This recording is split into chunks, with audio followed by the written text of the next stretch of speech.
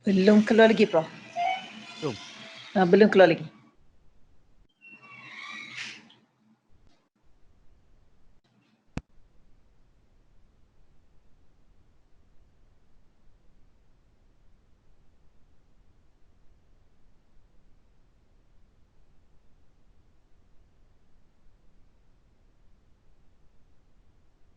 Okey, Prof, dah keluar dah.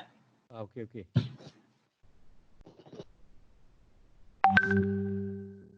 Jadi tajuk kita pada hari ini adalah amalan dan budaya kerja sains tauhid ya.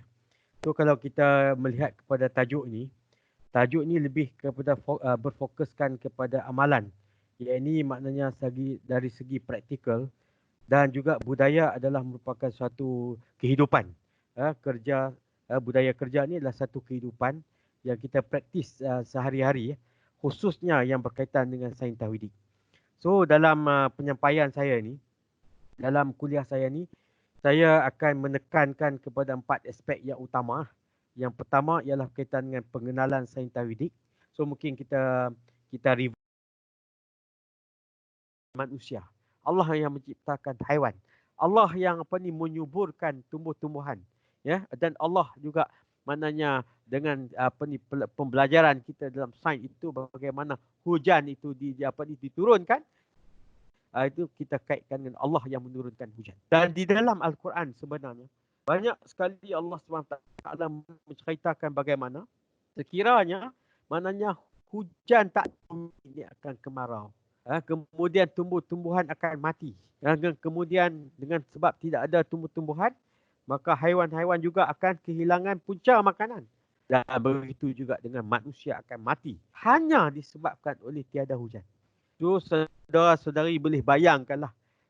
Maknanya hanya satu daripada nikmat Allah SWT ciptakan iaitu hujan. Kalau maknanya hujan ni dihentikan, maka kita sebut sebagai kita menghadapi kemarau, maka sudah pastilah maknanya manusia ni akan berada dalam keadaan huru-hara. Kenapa? Kerana hanya disebabkan oleh tidak ada hujan, maka kesannya ialah pada seluruh alam, sehinggalah manusia juga menghadapi bencananya. Kemudian dalam kita membincangkan berkaitan dengan permasalahan. Apa dia permasalahan utama ini? Sebenarnya, sepanjang kehidupan kita ini, apakah permasalahan yang dibawa oleh tamadun barat? Di tamadun barat telah mengolahkan sains moden itu menjadi sains sekular. Mereka buat kajian. Tak dinafikan. Mereka invest maknanya masa, tenaga, wang ringgit untuk membuat kajian secara saintifik. Akan tetapi, tamadun barat mengolahkan sains moden itu menjadikan sains sekular. Apakah yang dikatakan sains sekular itu berbanding dengan sains tauhid? Sains sekular adalah sains yang berteraskan akal semata-mata. Maknanya mereka buat kajian, mereka buat pencerapan, mereka buat analisis menggunakan metodologi yang tertentu, tapi sekadar semata-mata untuk mereka maknanya mencipta ataupun mendapat maklumat ataupun fakta yang baru dan tanpa dikaitkan dengan Allah Subhanahu Wa Taala sebagai pencipta. Dan liberal disebut sebagai sains liberal kerana yang bersendikan sistem falsafah logikal sekular yang menutupi kebenaran Al-Quran dan Sunnah sebagai asas dan digantikan dengan fakta sains semata-mata. Maknanya mereka buat kajian, mereka membuat penyidikan semata-mata adalah kepada apa yang mereka lihat, apa yang mereka dengar, apa yang mereka kaji, apa yang mereka dapat, tanpa dihubungkan dengan kebenaran Al-Quran, ayat-ayat Allah Subhanahu Wa Taala, iaitu maknanya mengakui kewujudan Allah. Jadi dia tak sampai. Maknanya tamadun barat ini dia sekadar maknanya limitation dia sekadar untuk mendapat fakta-fakta baru, ilmu-ilmu baru, untuk mencipta hal-hal yang baru, perkara-perkara baru tanpa dikaitkan dengan kewujudan Allah Subhanahu Wa Taala. Ini sains barat. Ini sains sekular. Manakala kalau kita melihat kepada sains tauhid itu adalah tetap juga seperti kita sebutkan tadi, iaitu membuat kajian, membuat analisis, mencipta hal-hal yang baru, mendapat maklumat baru, tetapi dia tidak habis di situ saja, tapi dia kaitkan seterusnya dengan keagungan dan keesaan Allah Subhanahu Wa Taala. Ini ini maknanya besarnya ruang lingkup sains tauhid. Nak dibandingkan dengan sains sekular yang kita bincangkan tadi. Jadi kemudian apakah matlamat sains tauhid ni? Kalau kita nak lihat sedikit apakah matlamat sains tauhid itu sendiri. Jadi secara tidak langsung maknanya dan juga secara langsung manusia ini adalah merupakan khalifah Allah Subhanahu Wa Taala.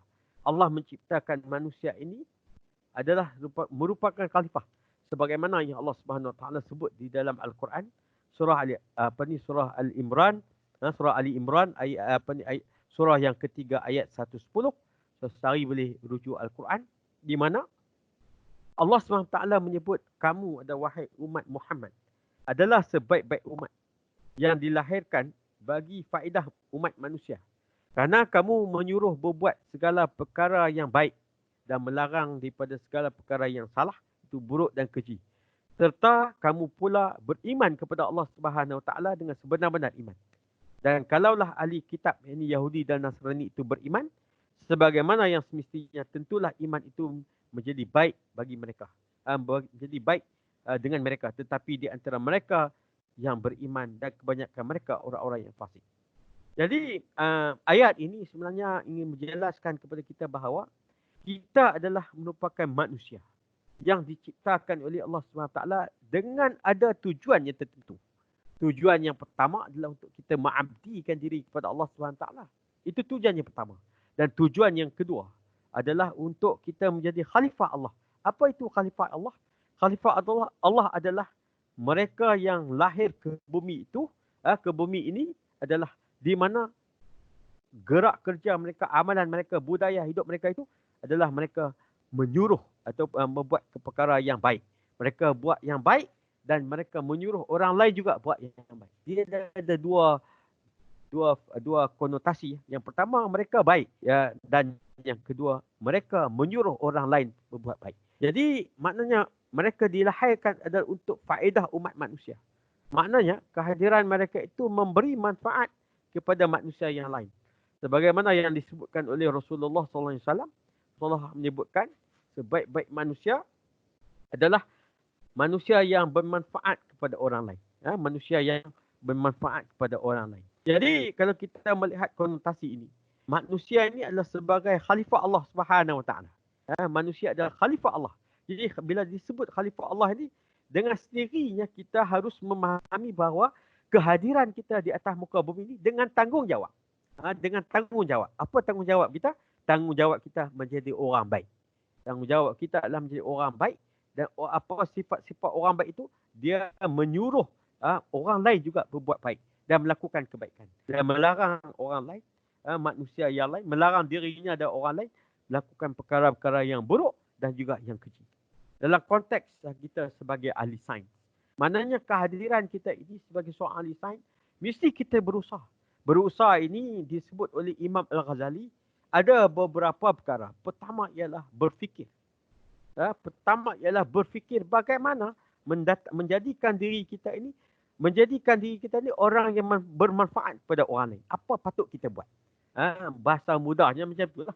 Kan? Bahasa mudahnya ialah apa patut yang kita buat, maknanya supaya kita termasuk menjadi orang yang baik dan orang yang menyuruh orang lain juga buat baik. Berbuat kebaikan. Maknanya apa yang patut kita buat. Kita fikir. Dan kemudian kata Imam Al-Ghazali, berfikir itu disertai dengan amalan. Dengan amal. Maknanya berfikir diterjemahkan dalam bentuk amal. Walaupun sedikit. Walaupun amalan itu kecil. Misalnya maknanya kalau kita tengok ahli sains. Dalam konteks sains. Betapa besarnya pahala orang yang orang yang mencipta. Orang yang berusaha mencipta kapal terbang. Kenapa? Dengan kapal terbang wujudnya adanya kapal terbang ini. Dengan terciptanya kapal terbang itu. Maka dia mendatangkan manfaat manusia seluruh dunia. Kita dapat bergerak daripada satu tempat ke satu tempat dengan begitu cepat. Berbanding dengan kita menggunakan kapal laut. Berbanding dengan kita berjalan kaki. Ataupun kita menggunakan kenderaan darat. Berbanding dengan pengangkutan udara. Jadi kalau kita kaitkan dengan manusia sebagai khalifah Allah Subhanahu Wa Taala itu, maka betapa besarnya pahala, betapa besarnya manfaat yang dihasilkan oleh ahli fizik ketika itu misalnya untuk mendatangkan manfaat pada manusia. Dengan terciptanya kapal terbang, dengan terciptanya kereta misalnya, terciptanya benda-benda yang lain misalnya, yang semua itu memudahkan kerja manusia dan mendatangkan manfaat kepada manusia. Inilah sebenarnya maknanya antara beberapa tugas dan tanggungjawab yang termasuk sebagai khalifah Allah Subhanahu Wa Taala. Walaupun benda tu saya sebutkan tadi kecil, tetapi kalau dia buat perkara itu walaupun kecil, tapi manfaat pada manusia, itu termasuk sebagai manusia sebagai khalifah Allah, dan itulah dikatakan sebaik-baik umat yang dilahirkan untuk faedah umat manusia. Ini sebahagian daripada maknanya keterangan surah Ali Imran ayat 110.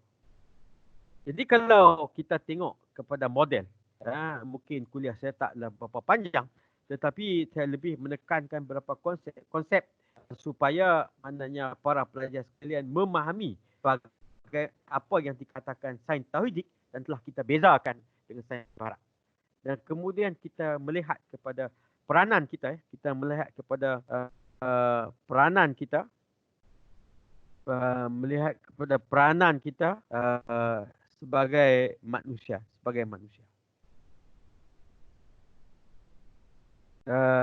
Mungkin kita buka kepada para pelajar kalau ada soalan untuk sebelum saya kepada model sains tauhidik.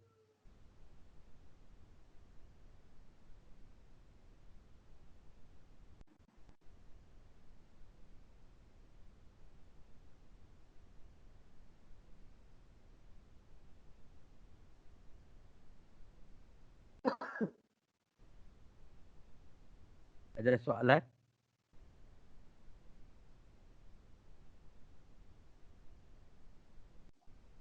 Tak ada, Doktor. Halo, ada soalan? Betul tak ada? So far dia kata tak ada. Tak ada. Oh, tak ada soalan ya. Clear. So kita boleh sambung .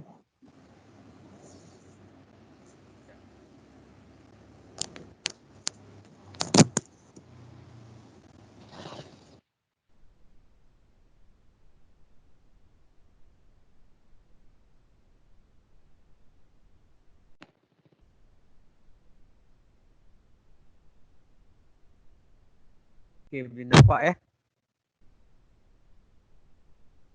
Okey, clear. Boleh nampak? Okey bro. Boleh nampak. Okey, baik. Kemudian kita masuk kepada subtopik yang ketiga, model sains tauhidik. Jadi kalau kita melihat kepada model sains tauhidik itu, dia ada perkaitan, ada hubungan di antara tiga perkara. Pertama, Allah sebagai Khalik, Allah yang menciptakan, Allah yang Esa. Yang kedua adalah manusia, dan yang ketiga adalah alam. Tiga adalah alam.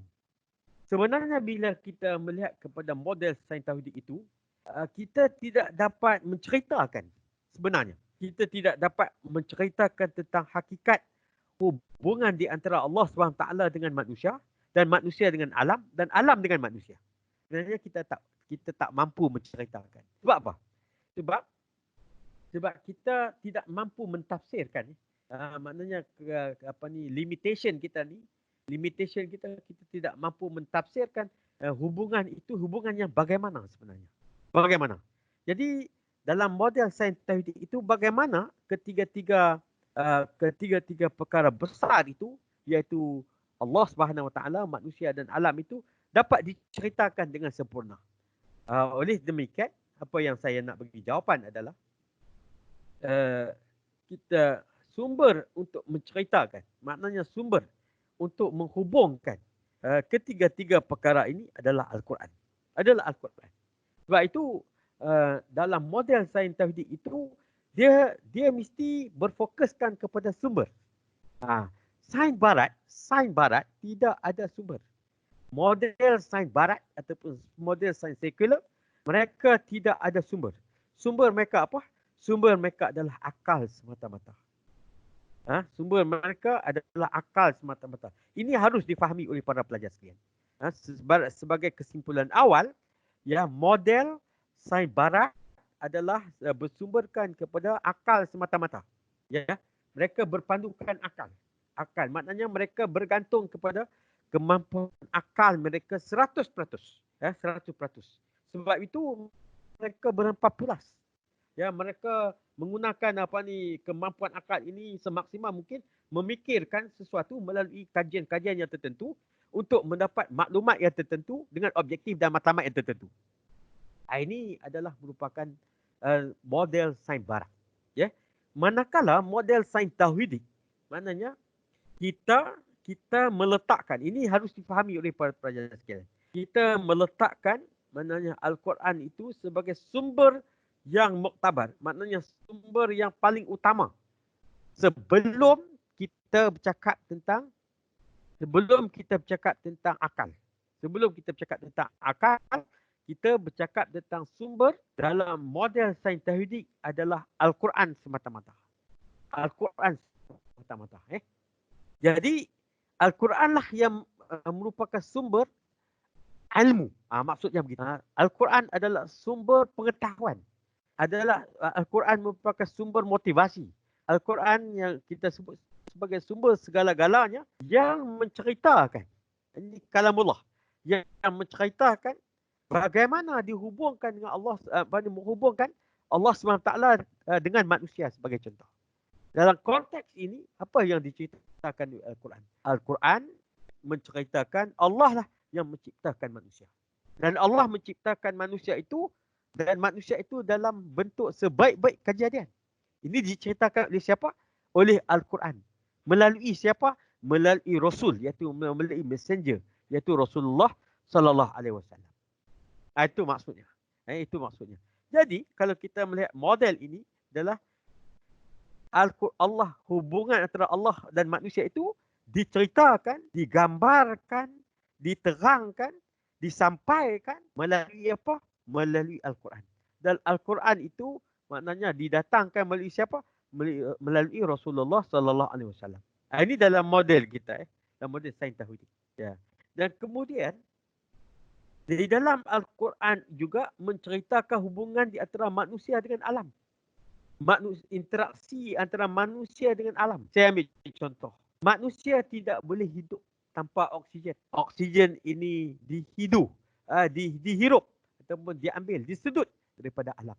Dan alam ini, bagaimana alam itu mengeluarkan oksigen melalui proses-proses sains yang tertentu, maka maknanya alam itu, salah satu komponen alam itu sebagai contoh adalah tumbuh-tumbuhan mengeluarkan oksigen. Dan oksigen itu disedut oleh manusia. Dan siapa yang menceritakan tentang hubungan di antara alam dengan manusia? Iaitu Al-Quran. Al-Quran menceritakan bagaimana manusia berinteraksi dengan alam. Dan kemudian kalau kita melihat model ini adalah menunjukkan hubungan di antara alam dengan Allah Subhanahu Wa Taala. Alam dengan Allah Subhanahu Wa Taala. Allah juga dalam Al-Quran juga menceritakan Allahul ladzi khalaqas samawati wal ard. Allahul ladzi khalaqas samawati wal ard. Allah lah yang menciptakan bumi dan langit. Allah menciptakan bumi dan langit. Ya, Allah maknanya dalam Al-Quran jelas menceritakan hubungan di antara Allah Subhanahu Wa Taala yang menciptakan dengan alam yang diciptakan. Ya, Allah Subhanahu Wa Taala yang menciptakan dan alam yang diciptakan oleh Allah. Allah dalam Al-Quran juga menceritakan tentang bagaimana Allah Subhanahu Wa Taala menciptakan manusia daripada setitis air mani, sehinggalah maknanya jadinya sekupan darah, jadinya daging-daging, tulang-tulang, sehinggalah kita dilahirkan dengan sempurna. Ini diceritakan dalam Al-Quran. Jadi kalau kita maknanya dalam model sains tauhidik itu dapat digambarkan secara holistik oleh oleh sumbernya itu Al-Quran. Oleh sumbernya Al-Quran. Iaitu Al-Quran telah pun maknanya menceritakan dengan begitu detail, dengan begitu sempurna, dengan begitu hebat bagaimana siapa itu. Yang pertama, siapa itu Allah Subhanahu Wa Taala. Siapa itu Allah? Who is Allah Subhanahu Wa Taala? Di Al-Quran menceritakan Allah ini Rabb. Allah ini Rabb. Allah yang menciptakan. Allah Maha Pencipta. Allah Maha Pemelihara alam ini. Yang kita sebut dalam Al-Fatihah. Alhamdulillahi Rabbil Alamin. Puji-pujian kepada Allah. Rabb yang menciptakan alam. Alhamdulillahi Rabbil Alamin. Alamin, alam. Dalam Al-Fatihah itu jelas. Dalam Al-Quran itu, dalam suratul Fatihah itu jelas. Menceritakan bagaimana satu ayat. Alhamdulillah. Puji-pujian kepada Allah. Alhamdulillah. Puji-pujian kepada Allah. Alhamdulillah. Rabbil Alamin. Rabb iaitu menciptakan sekalian alam. Ini sebagai contoh. Salah satu contoh bagaimana Al-Quran menerangkan hubungan di antara Allah SWT dan alam. Allah lah yang menciptakan. Allah lah yang menciptakan alam. Dan bagaimana juga Allah SWT menciptakan, menceritakan dalam Al-Quran itu menceritakan hubungan Allah SWT dengan manusia. Dan juga manusia dengan manusia. Jadi dalam model sains tauhid itu, Al-Quran kita diletakkan sebagai nukleus. Diletakkan sebagai nukleus yang menghubungkan iaitu Allah SWT, manusia dan alam. Manusia dan alam. Jadi kalau kita kalau kita kaitkan apa aktiviti manusia ini dalam konteks sains.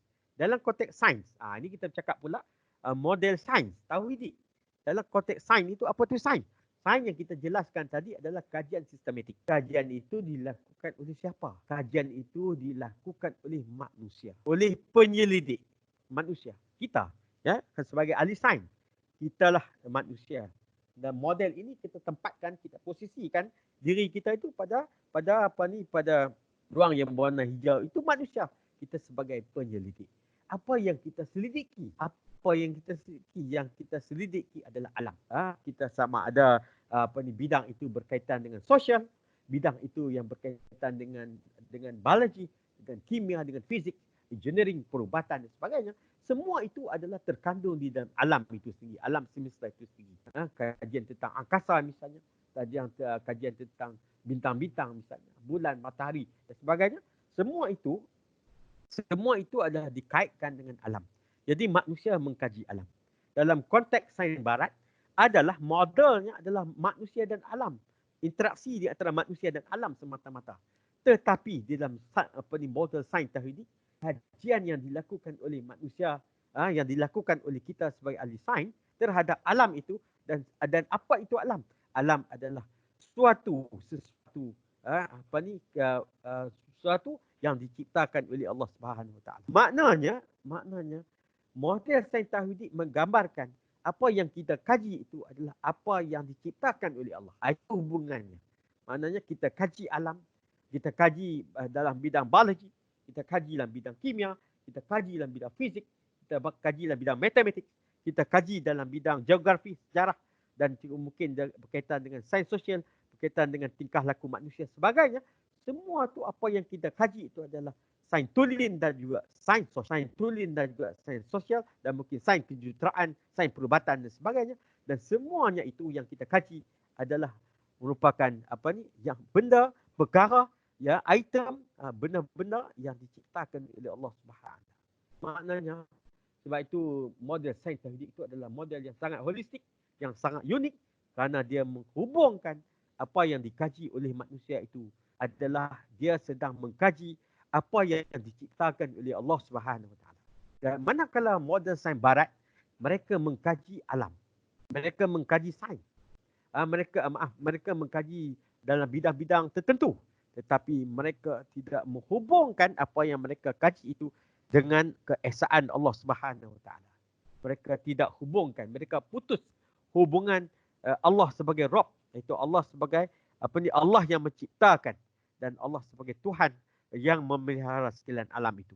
Ini tidak ada hubungan. Jadi kalau kita melihat itulah gambaran umum, lebih spesifik yang saya sebutkan ialah bagaimana kita mengaitkan ataupun bagaimana kita menceritakan model sains tauhid itu sendiri. Jadi saya mengharapkan para pelajar sekalian betul-betul dapat memahami model sains tauhid itu dalam konteks kita sebagai manusia, kita sebagai penyelidik dan kita bandingkan dengan sains barat. Dengan sains barat. Jadi kalau kita melihat kepada amalan dan budaya sains tauhid, Jadi kalau kita melihat kepada di PowerPoint ini, amalan dan budaya sains tauhid itu ialah ia berasaskan kepada dua perkara. Iaitu apa? Iaitu fikir dan zikir. Fikir kita menggunakan minda yang diciptakan oleh Allah Subhanahu Wa Taala.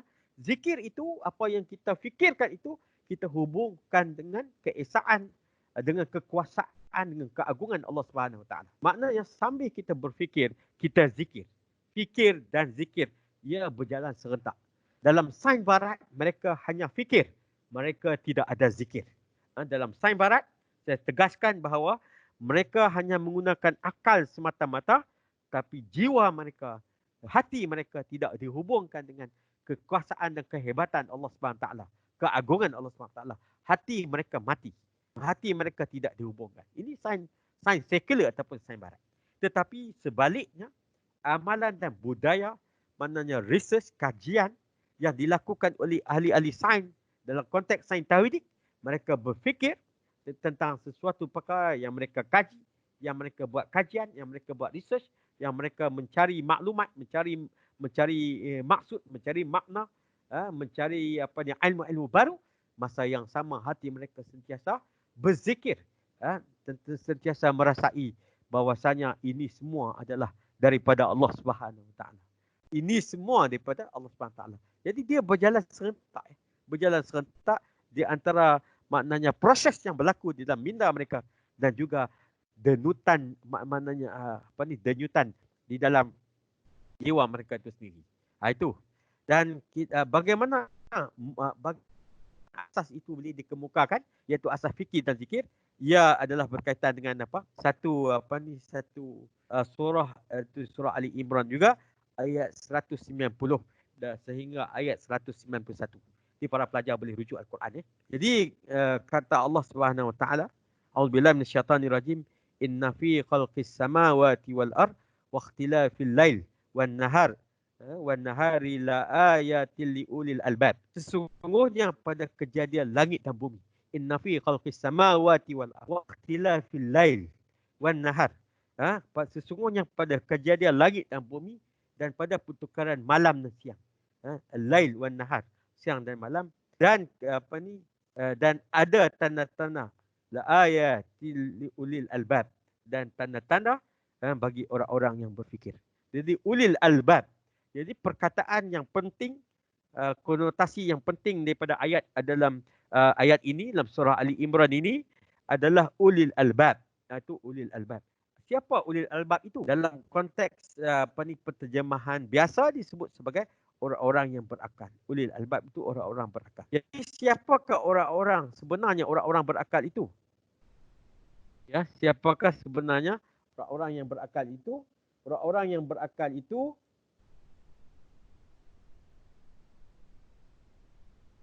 ulil albab itu iaitu alladzina yazkuruna Allah qiyaman wa qu'udan wa 'ala junubihim wa yatafakkaruna fi khalqis samawati wal ardh.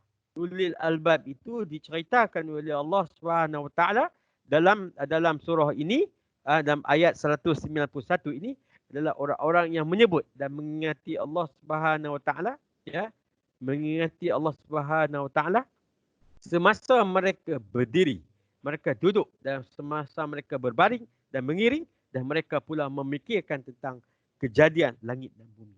Jadi maknanya ulil albab itu dikaitkan dengan orang-orang yang sentiasa berzikir. Alladzina yazkuruna Allah. Orang-orang yang sentiasa berzikir dalam apa saja keadaan sekalipun. Sama ada mereka berdiri, sama ada mereka duduk, sama ada mereka berbaring, mana hati mereka sentiasa ingat kepada Allah Subhanahu Wa Taala, dan masa yang sama wa yatafakkaru. Itu yazkuru itu zikir, wa yatafakkaru. Tafakkur, daripada perkataan tafakkur. Tafakkur itu bermakna berfikir. Zikir dan fikir. Itu yang kita dapatkan daripada ayat ini. Maknanya sifat ulil albab. Ulul albab itu sifat orang-orang yang berakal itu, dia tidak semata-mata berfikir mengikut pandangan Al-Quran, mengikut ayat ini. Dah sifat mereka ulul albab. Ulul albab itu adalah orang-orang yang sentiasa berfikir. Kalau dia buat research, dia fikir, masa yang sama dia berzikir. masa yang sama dia berzikir, iaitu dia mengingati keesaan dan kehebatan Allah Subhanahu Wa Taala. Dan kemudian mereka berkata, Rabbana ma khalaqta hadza batila. Subhanaka faqina azabana. Mereka berkata, wahai Tuhan, tidaklah engkau menjadikan benda-benda ini, iaitu kejadian langit dan bumi, serta semua kejadian itu dengan sia-sia. Maha suci engkau, maka peliharalah kami daripada azab api neraka. Jadi, kita gambarkan bahawa at the end, maknanya setelah mereka zikir, mereka fikir dan zikir, mereka datang satu conclusion. Ini dalam sains tauhid ya. Mereka datang dengan satu conclusion. Allah menciptakan. Mereka conclusion balik kepada Allah. Manusia dalam model kita tadi, kalau kita ingat balik, dalam model sains tauhid, kita hubungkan manusia dengan alam. Yang mereka kaji alam. Mereka fikir tentang alam. Mereka buat kajian, mereka buat eksperimen. Masa yang sama mereka mengingati Allah. Dan kemudian mereka buat satu kesimpulan. Di akhir kajian itu, di akhir penyelidikan itu, mereka buat satu kesimpulan, tidaklah Allah menciptakan semua itu. Baik benda-benda yang paling kecil, sebesar kecil-kecil zarah, sehinggalah seluas-luas alam ini, dengan mereka berkata tidaklah Allah ciptakan itu, benda-benda ini semua dengan sia-sia. Maka apa maknanya?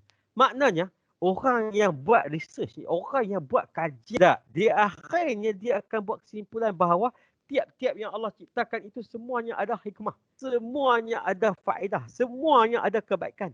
Dan kebaikan itu semuanya datang daripada Allah Subhanahu Wa Taala. Datang daripada Allah Subhanahu Wa Taala. Maka sifat maknanya saintis. Sifat saintis yang lahir berasaskan, yang berteraskan sains tauhid itu ialah mereka itu sentiasa mengakui kehebatan Allah.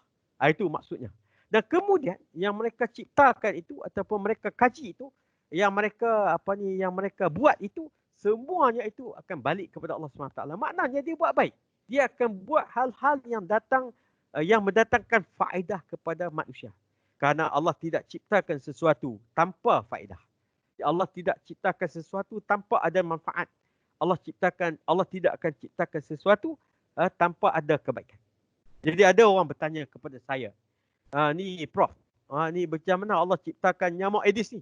Kenapa Allah ciptakan nyamuk Aedes? Saya bagi satu contoh yang simple saja. Nyamuk Aedes. Dengan terciptanya nyamuk Aedes ini, maka datanglah penyakit. Penyakit demam, denggi sebagainya. Mungkin pada satu aspek kita lihat, ini mana mungkin kita sebut sebagai manfaat. Prof, ini apakah ini manfaat? Cuba kita fikir sedalam-dalamnya. Supaya kita kaji sedalam-dalamnya. Bila Allah ciptakan nyamuk, nyamuk Aedes. Berapa ramai orang yang ada PhD dengan sebab lahirkan dengan adanya nyamuk Aedes. Berapa ramai orang ada PhD, ada orang yang dapat ilmu dengan mengkaji tentang sifat-sifat, tentang nyamuk Aedes itu sendiri. Macam mana dia terbentuk dan sebagainya. Kemudian timbul penyakit, maka terciptalah ubat-ubatan. Kajian-kajian tentang ubatan-ubatan herba, kajian tentang ubat-ubatan moden. Maka terbentuklah pusat-pusat kajian, doktor-doktor, hospital-hospital, ubat-ubatan, klinik dan sebagainya, dengan tujuan untuk mengatasi penyakit ini. Dan balik kepada manusia pula. Manusia dia ajar supaya jaga kebersihan. Jaga kebersihan. Supaya apa? Supaya tidak ada tempat-tempat yang boleh bertakungnya air. Dan kemudian menyebabkan tersebarnya cepatnya lahirnya ataupun tersebarnya nyamuk Aedes tadi. Jadi balik kepada sikap manusia pula, dilatih supaya menjaga kebersihan. Jadi kalau kita kaitkan hanya dengan sebab nyamuk Aedes, maka terciptalah ubat-ubatan. Terciptalah maknanya kajian-kajian. Terciptalah alat-alatan untuk mengatasi nyamuk Aedes. Mana lahirlah doktor-doktor, lahirlah para pengkaji saintis dan sebagainya. Jadi kalau kita melihat hikmah Allah ciptakan hanya tu baru kita bercakap tentang nyamuk Aedes saja, sudah maknanya di sana banyak sekali hikmah-hikmah yang kita boleh belajar daripada itu. Jadi kalau kita cerita benda-benda yang lain lagi, tentulah kita dapat banyak lagi hikmah. Sebab itu di akhir ayat ini, orang-orang yang beriman, yang di dalam dirinya ada apa? Ada sifat fikir dan zikir itu, mereka akhirkan maknanya kajian-kajian mereka itu dalam kesimpulan mereka dengan mereka akan berkata, Rabbana ma khalaqta hadza batila subhanaka faqina azabannar. Maka peliharalah kami daripada azab api neraka. Maka kita minta perlindungan kepada Allah Subhanahu wa taala daripada kita menjadi orang-orang yang ingkar, orang yang sombong. Kerana orang yang sombong itu adalah ciri-ciri ahli neraka Allah Subhanahu wa taala. Ini maknanya poin-poin yang kita boleh sebut ya. Jadi dia sangat berbeza dengan sains barat. Sains barat kita sebut tadi hanya semata-mata berfikir. Menggunakan akal semata-mata. Dia tidak ada zikir. Manakala sains barat juga dalam amalan mereka, mereka tidak akan berakhir dengan mengatakan yang menciptakan semua ini adalah Allah Subhanahu wa taala dan menciptakan ini adalah maknanya mendatangkan manfaat. Sebab itu saya maknanya kita sebut bahawa kita ringkaskan maknanya bahawasanya di dalam sains tauhid itu maka kita ada dalil. Maknanya kita berpijak pada bumi yang nyata. Maknanya kita ada dalil, kita ada rujukan. Yang pertama adalah dalil kita, sumber kita ada Al-Quran dan hadis serta ijma' ulama. Apa yang diterangkan oleh ulama. Ini sebagai sumber ilmiah primer. Maknanya tidak dalam model sains tauhid. Ini adalah rujukan utama yang kita sebut sebagai dalil naqli. Dalil naqli itu adalah dalil sumber-sumber ilmu yang bersumberkan Al-Quran dan hadis serta sunnah Nabi SAW. Ini kita sebut sebagai sumber primer, maknanya sumber yang utama. Kemudian kita tidak menafikan. Sebab ayat yang kita bacakan tadi adalah maknanya fikir dan zikir. Juga kita tidak menafikan bahawa pentingnya akal fikiran. Jadi dalam konteks sains tauhid tidak hanya maknanya bersumberkan pada Al-Quran, mana kepada dan hadis, maka kita juga bersumberkan kepada akal fikiran, rasional pemikiran. Maknanya pemikiran dimanfaatkan untuk berfikir. Ini kita sebut sebagai sumber yang ilmiah adalah sekunder. Maka dalam sains tauhid itu adalah secara holistiknya ia menggabungkan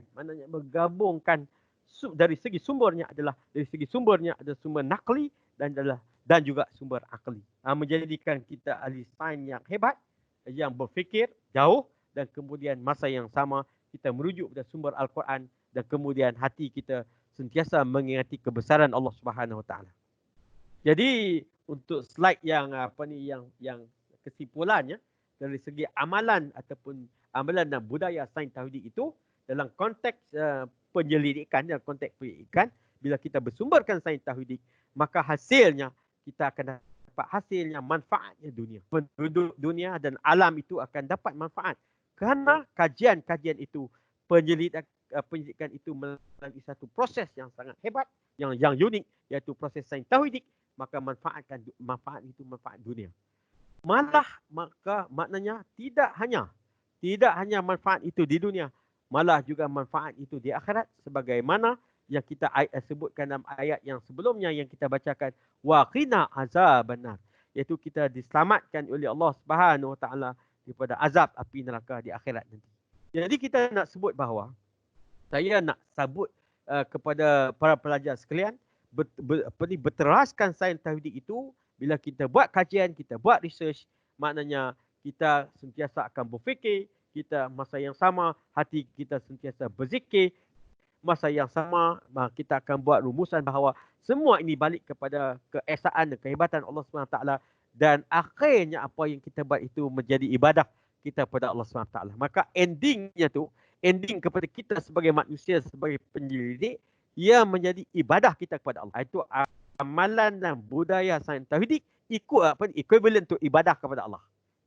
Amalan dan budaya sains tauhid itu equivalent, bersamaan. Kalau kita letak formula lah kan, maknanya amalan dan budaya sains tauhid itu equal to ibadah kepada Allah Subhanahu wa taala, dan manfaatnya kepada apa? Kepada duniawi dan juga ukhrawi. Duniawi dan ukhrawi itu ultimate-nya dalam konteks maknanya model sains tauhid yang kita hubungkan dengan amalan dan budaya sains tauhid itu sendiri. Kemudian kalau kita tengok, kita bandingkan di akhir kesimpulan kita ini, iaitu research kajian-kajian maknanya yang dilakukan oleh orang-orang barat, mereka berpaksikan kepada sains sekular semata-mata, berfikir semata-mata. Jadi akhirnya maknanya hanya mungkin manfaatnya dunia semata-mata, tetapi mereka tidak ada bahan, tidak ada peluang, tidak ada ruang di akhirat besok, tidak dikaitkan dengan keesaan Allah Subhanahu Wa Taala. Dan kalau kita melihat sains yang dibawa di barat juga ada sains yang begitu positif yang memberi manfaat pada dunia, bahkan juga mereka juga membuat kajian-kajian yang merosakkan dunia. Karena apa? Karena manfaat matlamat mereka adalah duniawi. Mereka mengejar, disebut sebagai sains sekular itu adalah bermatlamat kepada materialistik. Jadi saya boleh katakan bahawa amalan dan budaya sains sekular equivalent to materialistik. Amalan, sekali lagi saya ulang, amalan dan budaya sains sekular itu equal to bersamaan dengan materialistik, iaitu in bracket duniawi semata-mata. Jadi inilah saya fikir sebahagian besar daripada tajuk yang diamanahkan kepada saya untuk saya bercakap tentang apa itu sains tauhidik dan kaitan dengan amalan dan budaya sains tauhidik itu sendiri. Mungkin kuliah kita setakat itu dulu. Jadi saya buka untuk sesi soal jawab.